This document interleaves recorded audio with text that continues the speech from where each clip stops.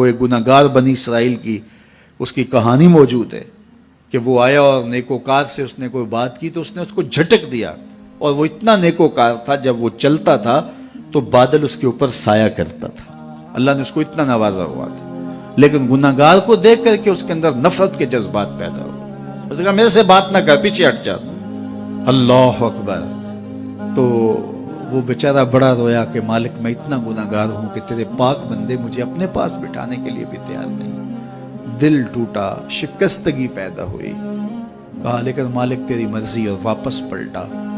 لیکن جب واپس پلٹا تو وہ بادل کا سایہ جو اس نیکوکار پہ تھا وہ سایہ اس گناہگار کے سر پہ آ گیا۔ تو وہ کرم نوازی جس پہ فرما دے، اس کے سارے بندے ہیں، تو اللہ کو جو ہے وہ تکبر کی نیکی نہیں، وہ گناہ جس کے بعد عجز پیدا ہو اللہ کو وہ پسند ہے، وہ گناہ جس کے بعد توبہ کے جذبات ابھرے، بندے کو شرمندگی کا احساس ہو۔ تو مت ایسے بنے کہ 4 نمازیں پڑھ لیں تو سب بے نمازیوں کو حقیر جاننے لگ جائیں، تھوڑا سا کام کر لیں، صدقہ و خیرات کر لیں تو باقی مالداروں کو حقیر جانے لگے۔ آپ کو دین کے کام کی توفیق مل گئی ہے تو آپ دین کے ٹھیکیدار بن کے بیٹھ جائیں کہ میں اتنا بڑا جلسہ کروایا، اب میرے علاوہ تو کوئی یہاں مسلمان نہیں رہتا، میں ہی سب سے بڑا عاشق رسول ہوں، میں ہی سب سے بڑا مسلمان ہوں۔ نہ، ایسا نہ کیجئے، اللہ نے آپ کو توفیق دی، آپ نے لوگوں کو دعوت دی، پتہ نہیں کس آنے والے پہ کتنا کرم ہوا ہے، یہ تو ان کی رحمتیں ہیں، وہ جس پہ چاہے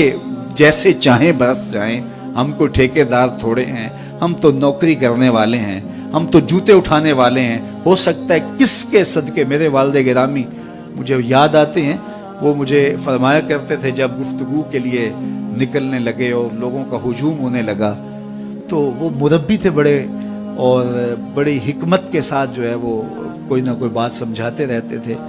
تو ایک دن فرمانے لگے کہ ایک خطیب تھا، بظاہر اچھا خطاب کرتا لیکن اندر سے وہ اتنا اچھا نہیں تھا، تو جب وہ فوت ہو گیا تو وہ بخشا گیا، تو اس نے اللہ سے کہا کہ میرے مالک میرا تو کوئی عمل ہی نہیں ہے کہ میری بخشش ہوگی اور میری مغفرت ہو گئی۔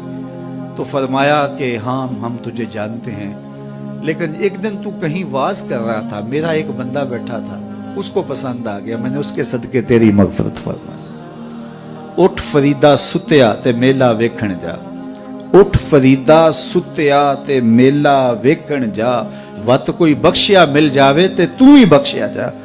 تو پتہ نہیں کس کے صدقے سے اللہ رحمتوں کا نزول فرماتا ہے، بے عمل کو دیکھ کر کے اس سے نفرت نہیں ہے، نفرت تو گناہ سے ہے، گناہگار سے نہیں ہے، لیکن کوشش کی جائے کہ یہ عمل بد چھوڑ دے۔ اللہ اکبر۔ ایک جنازہ گزرا اور وہ جنازہ کسی غیر مسلم کا تھا، تو چشمان رحمت میں آنسو آ گئے، تو صحابہ نے پوچھا کہ حضور یہ یہودی ہے یا عیسائی ہے، کوئی اس کا جو مذہب تھا وہ بتایا، تو فرمایا کہ مجھے اس بات پہ افسوس آیا کہ یہ اسلام نہیں لا سکا اور کفر کی حالت میں مر گیا، تو اگر یہ اسلام لاتا اور جو ہے وہ جنت کی راہوں کا مسافر ہوتا تو کتنا اچھا۔ یہ اس کے ساتھ بھی ہمدردی ہے۔ تو اللہ کی مخلوق، یہ جنت کے اکیلے ٹھیکیدار بننے کی کوشش نہ کریں کہ میرے علاوہ کوئی جائے ہی نہ، جنت کے دروازے پہ میں بیٹھ جاؤں گا کسی کو، یہ زیادتی ہے۔ میرے تو اعلیٰ حضرت نے یہ کہا تھا، ایک میرا ہی رحمت پہ دعویٰ نہیں، شاہ کی ساری امت پہ لاکھوں سلام۔ تو اس لیے امت سازی کی ایک تو کوشش کریے، اپنے اندر باہمی چھوٹے چھوٹے نزاع اختلاف، یہ انسانی فطرت ہے، انسان کے اندر طباع کے اندر اختلاف ہے، ترجیحات کے اندر جو ہے وہ اختلاف ہے، اپنے اپنے مزاج کے اندر تفاوت ہوتا ہے۔ تو ایسا نہ ہو کہ چھوٹی چھوٹی باتوں سے آپ جو ہے وہ امت کو پھاڑ چیر کے رکھ دیں، نہیں، بلکہ امت کا جو تصور ہے اس کو قائم رہنا چاہیے۔ تو گناہ کے بعد جب انسان کے اندر ندامت کا اظہار ہوتا ہے، وہ جو آنسو ٹپکتے ہیں، بندہ اپنے آپ کو چھوٹا سمجھتا ہے، میں اتنا گناہگار، میں پاپی، میں مجرم، میں میلا اتھرو، جب وہ اپنے آپ کو دیکھتا ہے کہ میں اتنا برا شخص ہوں، تو پھر اللہ کی رحمتیں اس کے اوپر متوجہ ہوتی ہیں۔ تو اس کو پسند ہے کہ جب بندے اس کے حضور عاجزی کرتے ہیں، اس کے حضور معافی مانگتے ہیں، تو مت کسی کو حقیر جاننا کہ یہ گناہگار ہے، نہ جانے اس کا انجام کیا ہو۔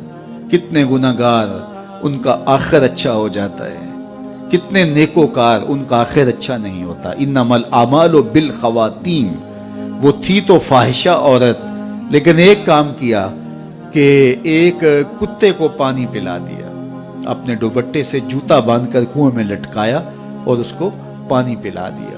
حدیث پاک میں آتا ہے اللہ اس کے صدقے سے اس کی خطائیں معاف فرما دی۔ اور ایک نے بلی کو مار دیا خاتون کو، اور وہ جہنم کی آگ میں جلنے لگی۔ اس لیے کون کس کا انجام کیا ہوتا ہے؟ ہمارے بزرگ فرماتے ہیں کہ بچے سے پیار کرو کہ اس کے گناہ کم ہیں، اور بڑے سے پیار کرو اس کی نیکیاں زیادہ ہیں، اس کی نیکیاں زیادہ ہیں۔ چھوٹے سے اس لیے پیار کہ اس کے گناہ کم ہوں گے، اور بڑے سے اس لیے پیار کہ اس کی نیکیاں زیادہ ہوں گی۔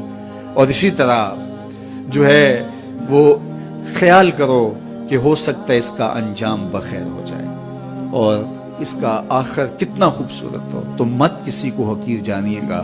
ایک میرا ہی رحمت پہ دعویٰ نہیں، شاہ کی ساری امت پہ لاکھوں سلام۔ تو حضور کی امت سے پیار کرو، مخلوق خدا کو جوڑنے کی کوشش کرو۔